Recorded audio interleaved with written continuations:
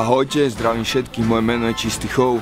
Vítaj v Petržalke, pri Veľkom Drážďaku, pri bufete pod školou. Vítaj v Lokomotíve.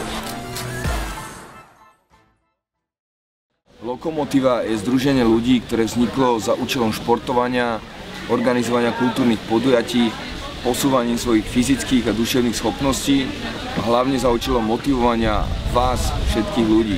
Teraz by som vám chcel predstaviť jej zakladateľov. Tibor Ilia a Hektor Loko. My traja tvoríme vedenie Lokomotívy. Absolútne nezáleží na vašom veku, pohlaví, či koľko toho máte v živote našportované.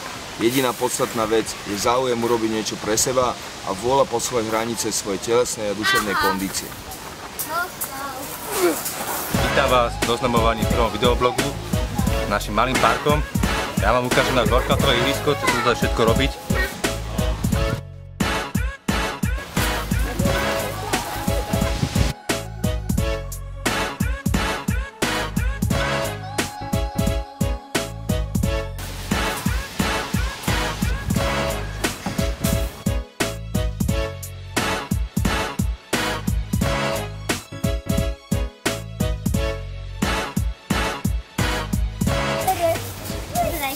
Chcel by som vám predstaviť taktiež tieto nízko položené tyčky, ktoré sú veľmi dobré na rôzne triky, hlavne pre ženy.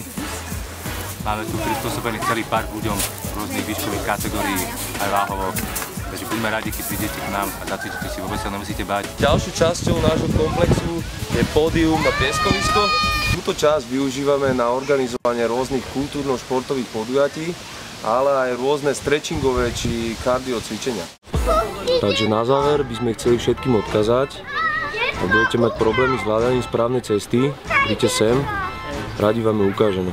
Keď tá cesta sa bude zdať nejaký tenista, ťažko zvládnutelná, sme tu pre vás a radi vám pomôžeme.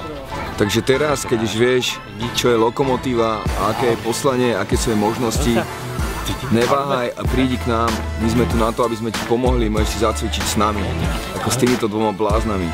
A ak sa ti páči, čo tu robíme, sleduj ďalší blog, ktorý bude o ostatných členov Lokomotívy a sleduj ďalšie naše blogy a ďalšie naše videjka o tom, aby si o nás vedel viac.